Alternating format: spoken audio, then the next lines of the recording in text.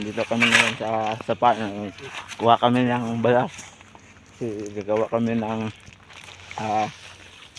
kanopi sa ang simbahan. Ito mga kasamaan ko, sila Kuya Jewel, si Kuya Siding, si Kuya Jewel. At ito na naman mga guys, kasama ko na naman si Kuya Jewel. Pagpala namin.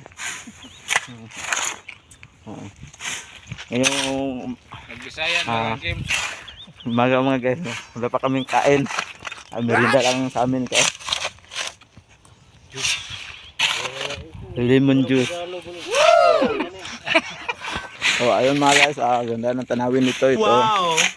Kaganda yung bukid mga guys. Ito, sa paligid, sobrang linaw, malamig masyado ang hangin. Magandang simoy ang hangin dito. Ito yun sila, hindi pa namin natapos. So,